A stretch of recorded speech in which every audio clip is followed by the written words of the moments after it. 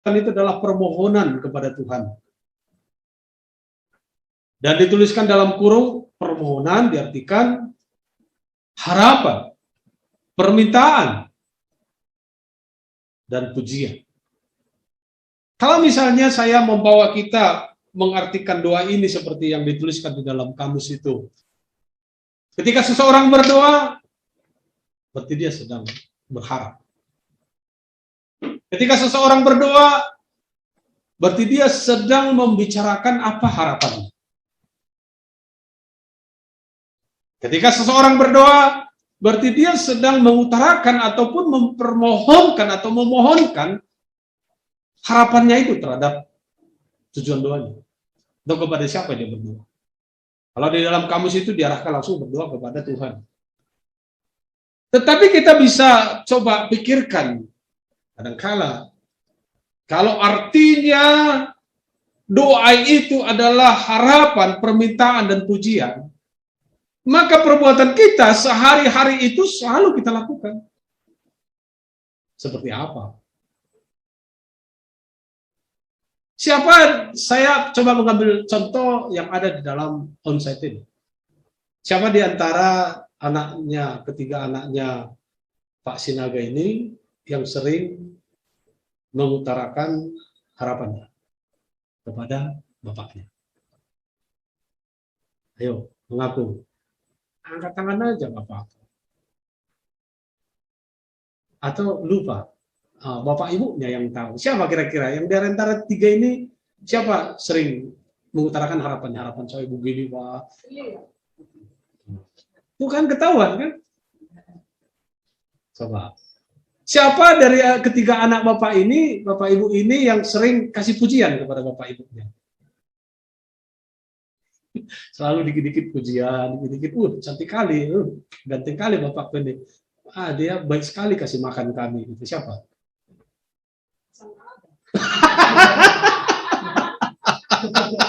Tidak ada. Saya bisa panggil itu istri saya. Ini Ibu Lisna, masuk dulu, keluar dulu dari persembunyiannya. Mana? Ibu? Mari bersaksi dulu. Bersaksi dulu. Bagaimana anakmu sampai saat ini terhadap mamanya? Sering kasih pujian? Nah, belum sadar dia, ceritanya belum tahu. Kedua, anak saya itu dengan tulusnya sering mengatakan, ketika dia hari Minggu dibilang cantik, hari yang lain juga cantik gitu. Karena di hari Minggu dia bersolek, kan lihatnya cantik, mama ini. Kemudian kalau coba saya akan ya rekamannya nggak tahu juga ada apa enggak. Kalau di sekolah Minggu diajar mamanya, mamaku yang cintaku, sayangku, seperti itu kata-katanya kepada mamanya. Karena mamanya lebih dulu mengungkapkan itu kan begitu. Nah, dari kecil dia melakukan itu dan anaknya pun membalasnya kan gitu. Siapa di antara ketiga anak bapak ini yang sering meminta begitu? Nah, kan ketahuan kan, jadi sering meminta, apa-apa diminta. Coba. Berarti doa itu dilakukan kita setiap saat, benar? Dan prakteknya itu terhadap orang tua kita, bapak kita. Bahkan kadang-kala tidak sadar ini, saya juga nggak tahu. Siapa dari antara kedua adiknya Willy ini yang cerita harapan-harapannya? Dikit-dikit dia dekatin abangnya, bang begini-begini gitu. Belum ada. Siapa? Si perempuan ini kan kasih cerita dia. Terus siapa yang kedua ini pernah memujimu? Saya sering. Siapa? Dua-duanya memuji. Apa katanya dipujinya?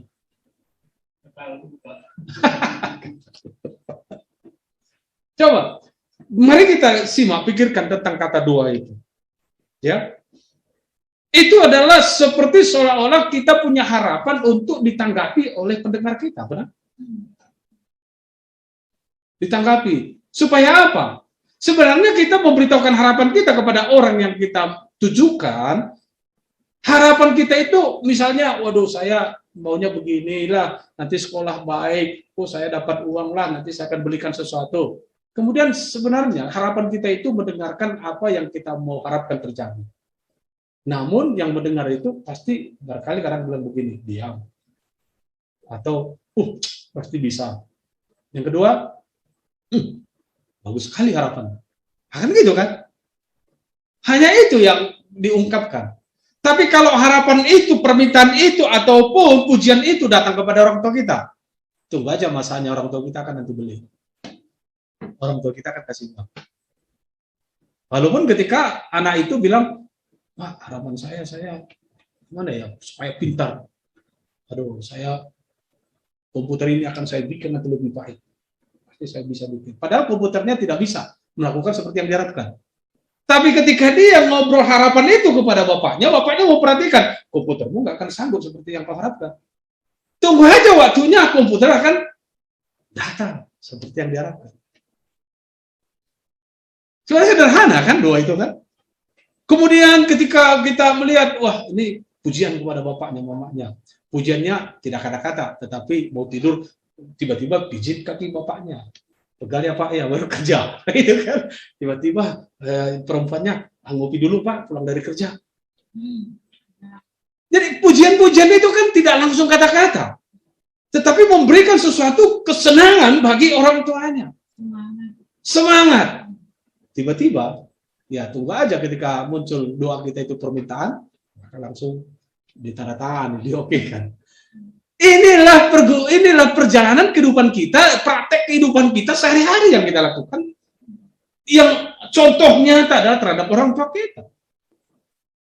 Atau bahkan juga kalau misalnya ya sering baik dari pihak bapak dan ibu, apakah paman ataupun tante sering datang dan dia lebih besar ekonominya dengan orang tua kita pun sering puji-puji, gitu kan.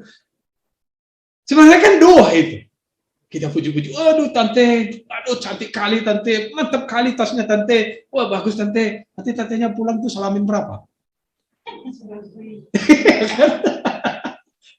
Pasti ada salam tempelnya. Itu jangan-jangan dibilang cantik kali tasnya, udahlah tas ini sama aja ya. Nah coba. Atau pamannya, waduh mantap kali, pamannya diganteng kali, mobilnya pun baru ya. Tiba-tiba dikirim motor. Itu semua doa. Padahal kita sebenarnya nggak mengharapkan dia akan kasih, benar? Tapi ada keinginan kita untuk berdoa ataupun memberikan pujian itu terhadap mereka. Kira-kira kalau saya bawa lagi berpikir, apakah kita sering juga melakukan kepada bos kita? Bos karyawan, atau dosen, atau siapapun, atau bahkan dengan melebihi daripada seperti perlakuan kita kepada orang tua, begitu datang yang kita harapkan akan membuka sesuatu yang baik bagi kita, tiba-tiba dia datang, waduh, cium tangan, waduh, cium tangan. Apa maksudnya? Sedang praktek doa Bapak Ibu. Itu sedang praktek doa. Ya. Dan bahkan juga ya tidak begini, tetapi begitu datang ngobrol juga, ngomong juga di bawah daripada posisinya. Sedang melakukan doa. Dan ini yang kita coba pikirkan, apakah perbuatan kita itu perbuatan doa yang sebenarnya Tuhan harapkan lebih daripada yang kita perbuat kepada sesama. Amin. Yang Tuhan harapkan itu adalah apa yang kita bisa lakukan terhadap orang lain yang kita harapkan mendapatkan doa kita kepada dia, menyenangkan bagi dia, dan juga menggugahkan hati daripada tujuan doa kita itu sesama kita di dunia ini yang juga Tuhan harapkan harus lebih daripada itu kepadanya. Amin. Dan kita percaya Tuhan itu memang kita tidak lihat. Tetapi kita percaya bahwa segala sesuatu di dunia ini adalah buatan Tuhan. Amin. Ciptaan Tuhan. Bahkan dalam Matius dikatakan Tuhan berkuasa di sorga dan di bumi. Berarti kalau praktek-praktek sehari kita melakukan doa terhadap kepada sesama kita untuk mendapatkan sesuatu yang baik bagi kita, kenapa kita tidak berbuat kepada Tuhan kita seperti itu? Kita melakukan kepada seseorang atau orang tua kita, dia terbatas untuk memberikan jawaban doa kita. Benar? Tetapi Tuhan yang mempunyai segala bumi ini dan berkuasa, dia bisa memberikan lebih daripada yang kita harapkan. Amin. Dan dia tahu siapa kita. Kalau orang lain mungkin tahu sebatas kebaikan kita. Tapi begitu kita tidak baik, apakah kasihnya tetap setia? Saya baru mendengar juga kesaksian daripada seorang pendeta. Ada seorang jemaatnya memberikan mobil kepadanya untuk mobil operasionalnya. Tapi karena pendeta ini tidak suka, bukan tidak suka mobil, tidak suka jalan dengan mobil, tidak begitu diperlukan lah, dikatakan. Mobil itu dijual dan uangnya diberikan ke gereja. Apa yang terjadi dari seorang yang memberikan itu? Tidak mau berikan apa-apa lagi. Ya, tetapi salah juga, misalnya begitu ya. Tapi apa yang kita lihat di situ? Ya, ketidakpahaman daripada si penerima yang tidak bersyukur dan menggunakannya, kan begitu. Ya, ketidakpahaman yang menerima itu untuk memperlihatkan pujiannya atau doanya kepada mereka yang memberi. Sederhana, benar? Itu manusia tidak mau lagi memberi karena sudah merasa tidak dipuji lagi, tidak lagi didoakan dia, tidak lagi berdoa untuk dia, gitu, atau tidak mengungkapkan permintaannya, tidak mengungkapkan harapan-harapannya dan puji-pujiannya kepada yang memberi terhadap manusia. Tapi Tuhan tidak begitu, Bapak Ibu. Sudah berapa kali kita mengecewakan Tuhan, sudah berapa kali kita tidak begitu setia kepadanya. Tapi ketika kita berdoa, Tuhan jawab. Amin. Ketika kita puji dia, Tuhan jawab. Dia tidak tanya, kemarin kau sudah bersalah. Kemarin sudah berapa salahmu? Kamu sudah bolak-balik bersalah seminggu ini, 5 kali bersalah. Cuma 3 kali kau datang kepada saya. Tapi Tuhan bilang, saya tidak pernah mengingat kesalahanmu. Dia bilang apa? Tetap memberi. Lantas sebaik begitu Tuhan kita tetap melakukan sesuatu yang tidak baik kepadanya. Bagaimana ini?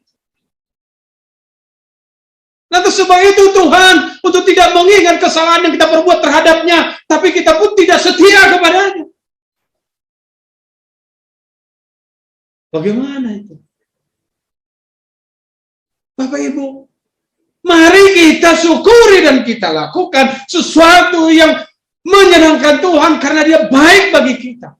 Dalam posisi sebagaimanapun kita inginkan, Tuhan biarkan kita untuk menikmatinya.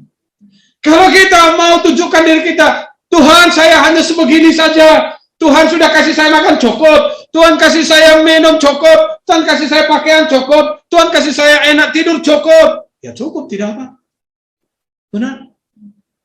Tapi kalau kita tahu mengungkapkan kecukupan itu untuk kita nikmati kepada Tuhan yang di surga itu, maka lakukan juga terhadap orang lain. Jangan kepada Tuhan kita katakan cukup A, cukup B, cukup C, cukup D, tetapi kepada orang tua saya tidak pernah cukup.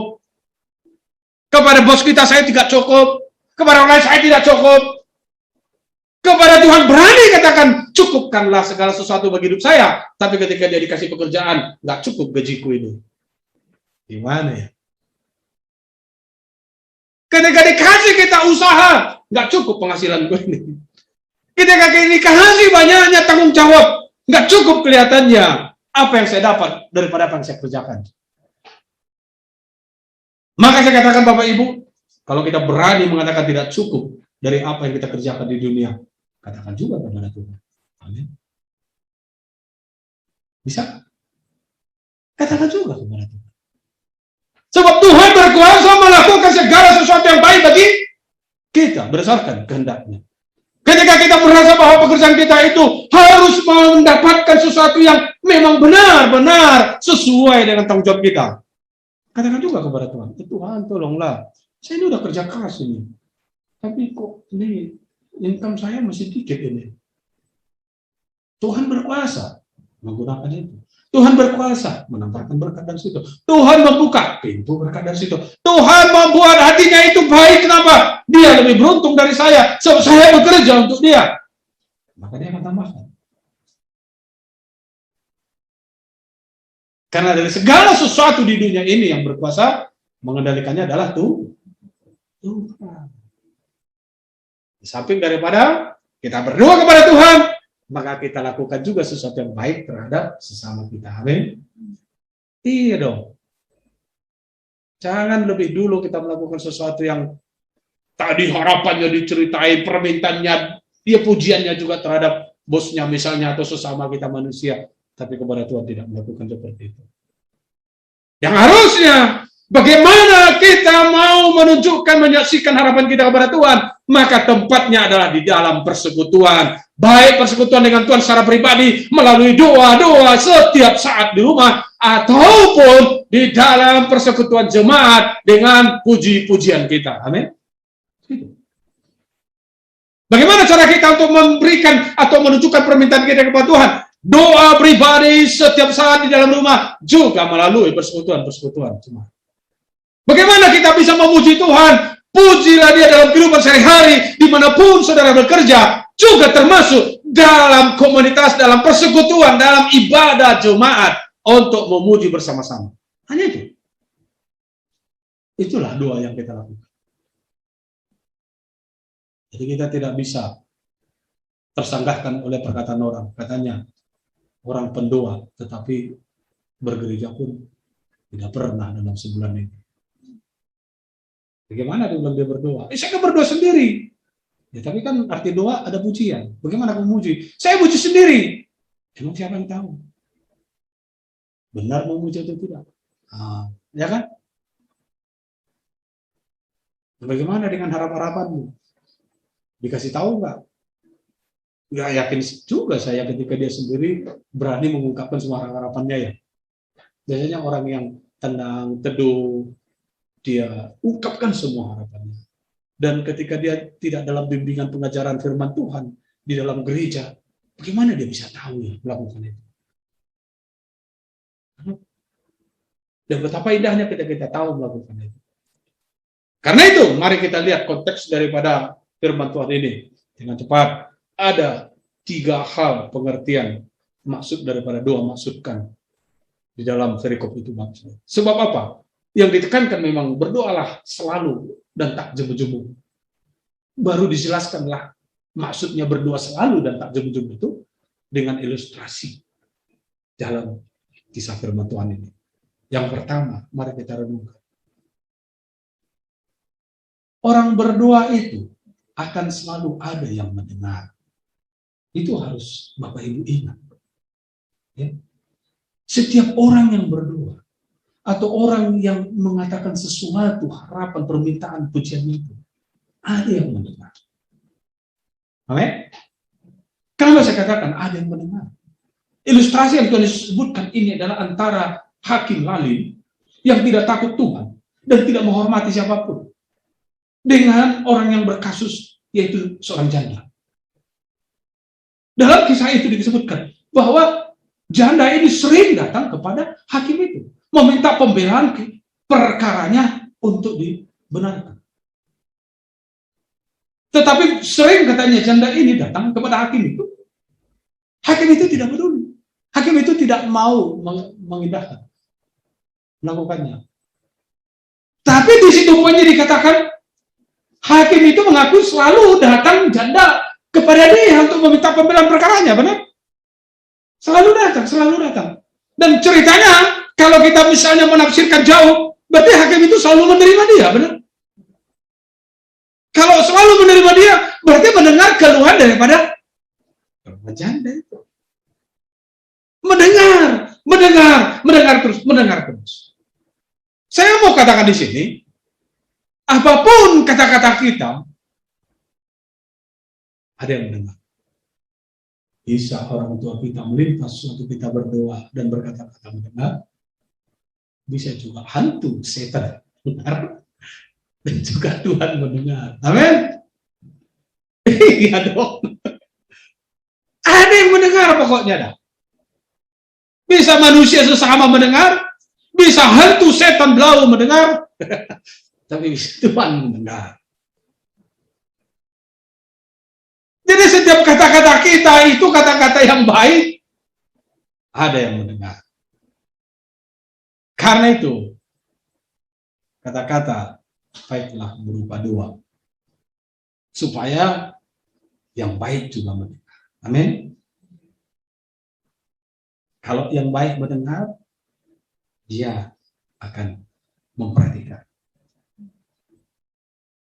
Tapi bagaimana dengan roh-roh jahat yang mendengar? Ya, didengar juga. Kadang-kala ya roh jahat itu mengambil peran juga kan? Dijawab. Jawab seperti apa juga nggak tahu ya.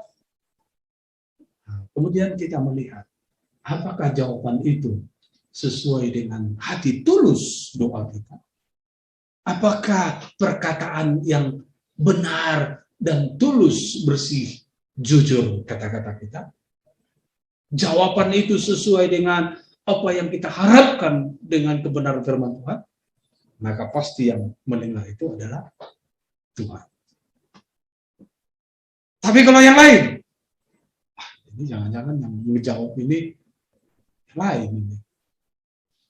Bahaya. Ini menuju maut ini jawabannya. Nah, berarti kata-kata kita berdasarkan ketulusankah? Kata-kata kita berdasarkan kejujurankah? Kata-kata kita berdasarkan kepada firman Tuhankah?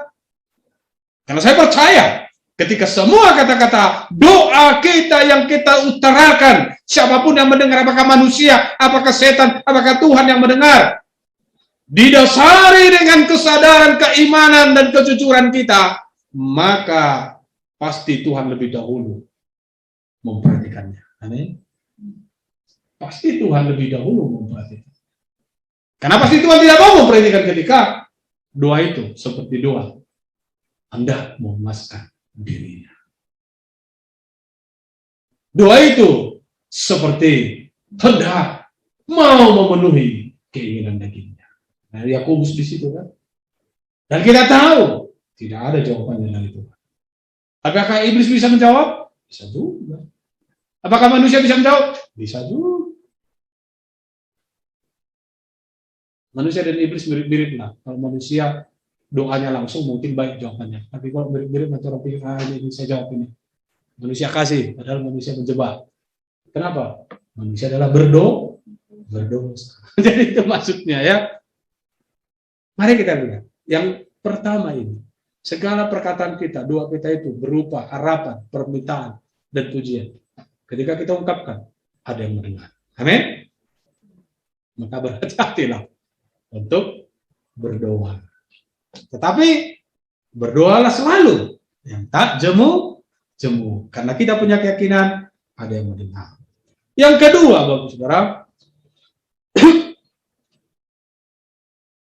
orang berdoa itu akan selalu menyusahkan yang mendengar. Dan ingat, orang berdoa itu atau kata-kata yang si pendoa itu yang didengar, yang mendengar itu tersusahkan. Jadi kata-kata kita yang berdoa itu menyusahkan siapa yang mendengar. Benar? Bagaimana kira-kira? Ini ayat 5 dan 6 ya. Kalau yang pertama tadi ayat 2 sampai 4 kan? Ketika kita melihat peristiwa janda ini selalu datang kepada hakim itu, maka hakim itu mengakui dia menyusahkan saya. Benar? Dia menyusahkan saya. Karena dia tersusahkan, maka dia bilang, kalau saya semakin lama semakin susah, jangan-jangan saya juga tersusah, dia pun mungkin sudah habis kesabarannya, maka dia akan serang saya. Itu kan kata-kata yang takut kan? Kesusahan yang ditimbulkan akan menimbulkan ketakutan oleh yang mendengar itu. Maka dia bilang, ya udahlah, saya akan membela dan membenarkan dia. Kan? Berarti inti daripada kita diharapkan firman Tuhan, berdoalah selalu dan tak jemu-jemu itu untuk menimbulkan kesusahan yang mendengar. Amin. Tujuan doa kita ini sekarang kemana? Kalau doanya kepada orang tua, bagus juga ini. Siapa? Ini dia ya. selalu menyusahkan bapaknya. Gimana ya? Saya pun sering disusahkan oleh anak saya, diam. Dikit-dikit nanti, Pak belilah ini, Pak belilah ini, Pak belilah ini. Bingung sendiri. Iya, nggak ada duit. Ya, memang nggak ada duit untuk beli itu.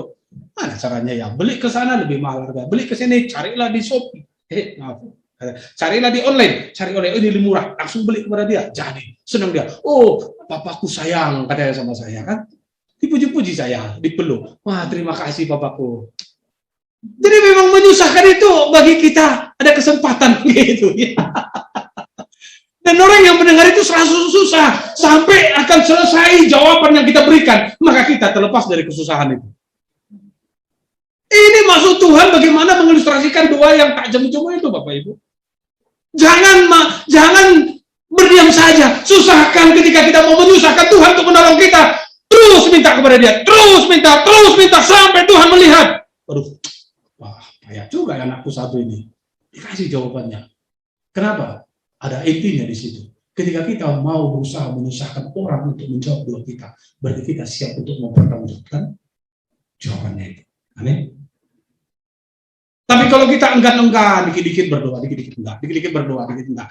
Itu kita ragu. Kalau Tuhan pun kasih, belum tentu kita bertanggung jawab. Benar? Kan orang ragu kita. Tapi seseorang kita lihat janda ini, berusaha terus ke sana. Berusaha kenapa? Saya membawa pikiran saya terhadap janda ini. Janda ini mau masalah saya selesai. Oh, puji Tuhan saya merdeka. Itu maksudnya. Jadi dia tidak mungkin apakah perkaranya itu masalah utang, perkaranya itu masalah apalah di sekitar dia, di lingkungan dia. Tapi ketika hakim itu katakan, benarlah engkau, siapa lagi yang menuntut dia? Siapa lagi yang menyusahkan dia juga di lingkungannya? Dan demikianlah seharusnya kita mau kepada Tuhan itu. Apa yang kita mau ini harus selesai. Tuhan tolong. Setiap saat kita berdoa, susahkan Tuhan untuk selalu menjawab. Maka kita terbebas dari apa yang kita susahkan di dunia. Karena kita juga melakukannya kepada Bapak kita, benar? Kalau kita tidak melakukannya, susah sendiri. Gerson ini punya pekerjaan, biayanya 500.000. Selalu ngomongin ke mamanya, bapaknya nggak berani. Memang sekali 2 kali ngomongin, tapi mamanya selalu ngomongin. Tiba-tiba Gerson bilang begini, udahlah, biarin aja. Yang susah adalah Gerson, benar? Yang susah adalah Gerson. Tapi kalau Gerson berpikir ini kan bapak ibu saya, dia bertanggung jawab lah, pasti Tuhan kasihlah kepada dia.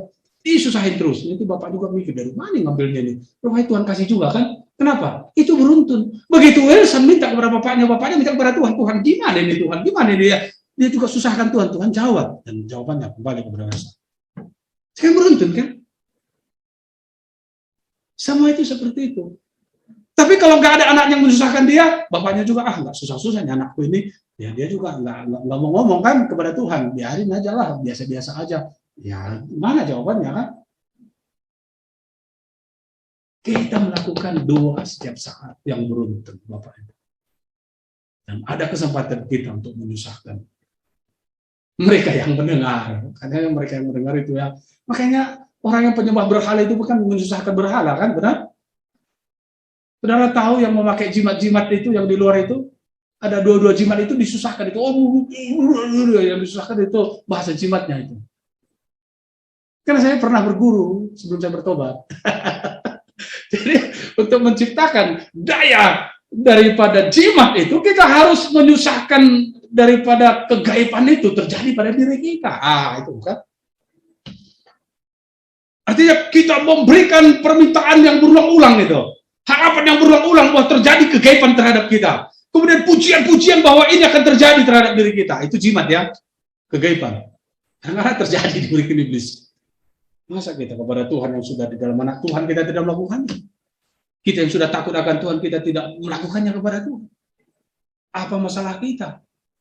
Gak ada sebenarnya, gak ada yang merugikan kita pergi sendiri terus berdoa bolak-balik. Kalau daripada kita berangan-angan, ya doa itu aja bolak-balik. Tuhan bagaimana ini, Tuhan bagaimana ini, Tuhan terus saja berseru. Baru sebentar kita berhenti makan, santai. Kemudian ingat lagi, karena kita ragu bahwa hal ini harus selesai.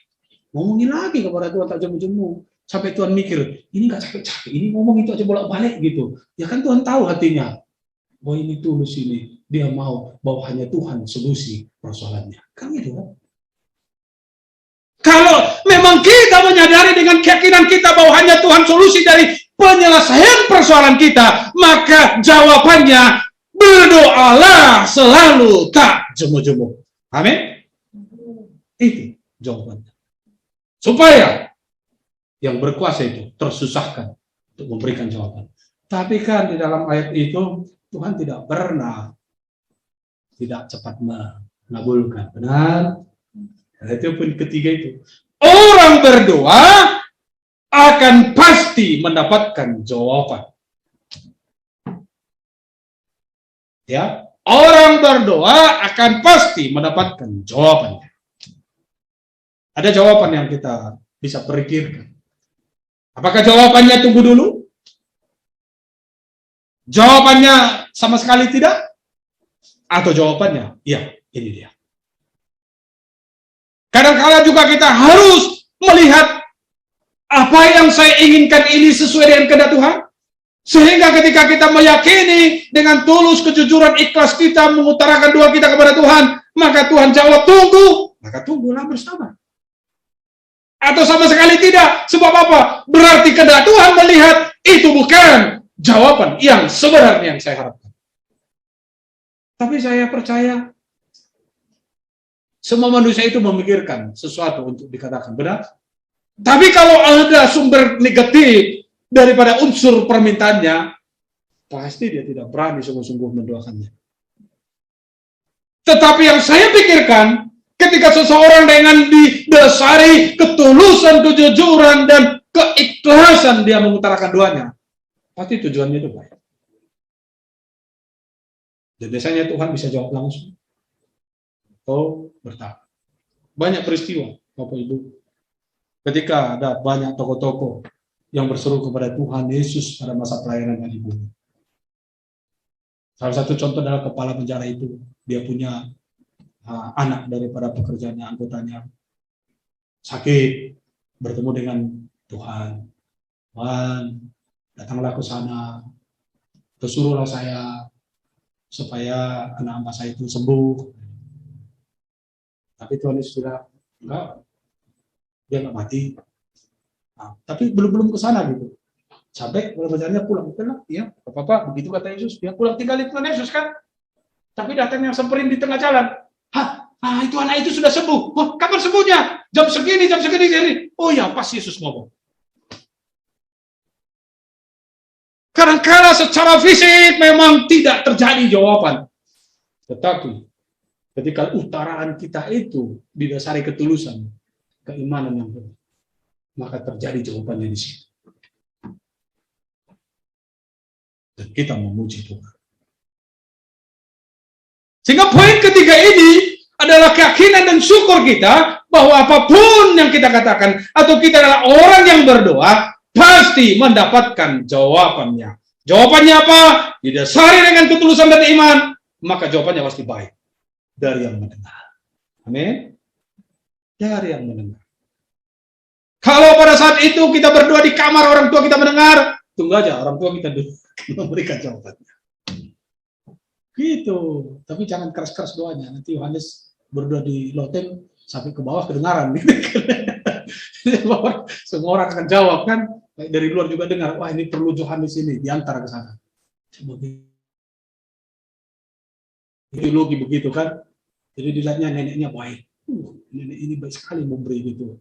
Jadi ketika datang neneknya ke rumahnya, dia pergi ke kamar, dia berdoa kencang-kencang ke Tuhan.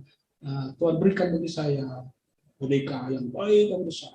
Dengar neneknya beli, kasih ke dia. Jadi hatinya ke neneknya, doanya kasih. Begitu Bapak Ibu ya. Tetapi perhatikan kembali bahwa setiap kata-kata kita akan mendapatkan jawaban. Amin. Karena ini adalah tuntutan. Jangan tidak mau berdoa Bapak Ibu. Halo? Firman Tuhan menjamin bahwa segala doa kita itu akan ada jawabannya. Jangan sampai tidak berdoa. Rugi kita. Sehari berapa kali kita mau berdoa. Dan hal apa yang kita mau doakan. harapan-harapan apa yang kita mau utarakan, yang sudah dikumpulkan, dan pujian-pujian apa yang kita mau sampaikan kepada Tuhan, maka lakukan sehari itu. Karena hari esok itu ada lagi. Atau hari ini adalah daftar yang kita mau doakan hari ini, maka esoknya pun itu lagi kan. Karena dikatakan berdoa selalu dan tak jemu-jemu. Sampai apa? Sampai jawaban terjadi. Ketika itu terjadi, Bapak Ibu, maka Tuhan dimuliakan. Dan ada ayat yang terakhiran, saya mau tekankan di sini, supaya kita tidak ada di dalam hal itu. Ayat terakhir dikatakan di situ begini. Aku berkata kepadamu, ia akan segera mendengarkan mereka. Akan tetapi, jika anak manusia itu datang, adakah ia mendapati iman di bumi? Adakah ia mendapati iman di bumi? Apa maksudnya? Sudah saya utarakan poin-poin ketiga ini, bahwa setiap orang berdoa itu ada yang mendengar. Bahwa setiap orang berdoa itu selalu berusaha menyusahkan yang mendengar. Bahwa setiap berdoa itu akan ada jawaban yang baik. Tetapi dengan ketiga poin ini pun, jika Bapak Ibu Saudara tidak beriman untuk melakukannya, malanglah nasib kita. Itu yang disebutkan ketika Tuhan Yesus anak manusia datang. Orang tidak mau berdoa. Halo? Sudah dijelaskan bahwa doamu akan yang didengar. Sudah dijelaskan bahwa doamu itu menyusahkan saya. Sudah didengar bahwa doamu itu akan saya jawab. Tapi tidak ada yang mau berdoa. Sedih tidak? Ketika saya bilang sama anak saya, tapi dia tidak mau minta. Sedih juga. Gimana ya?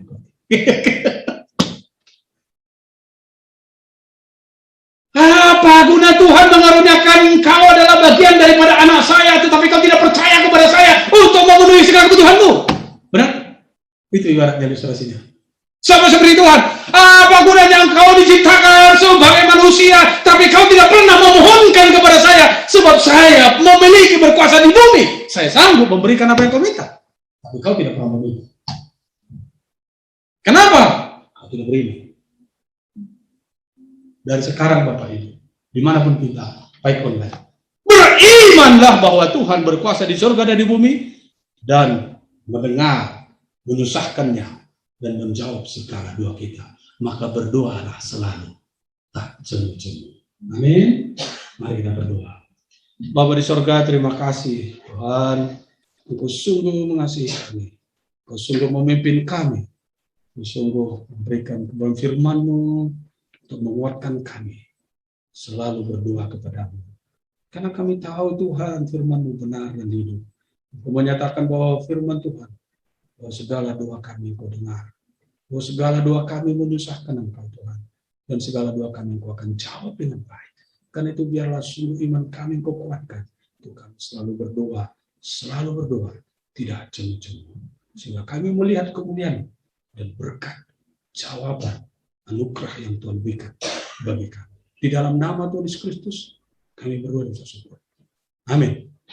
Baik.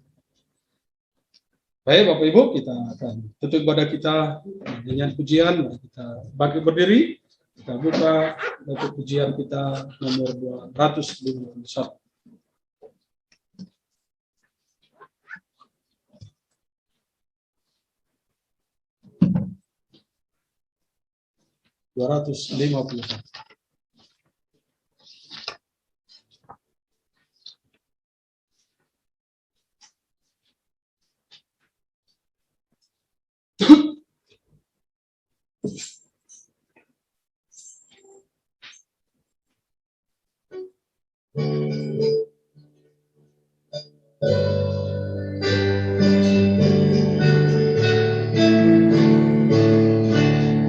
Siap siaga telah berbunyi dan perisai senjata telah dimari. Wahai kau satria Kristus, dengar bunyi gandram isyarat, maju terus,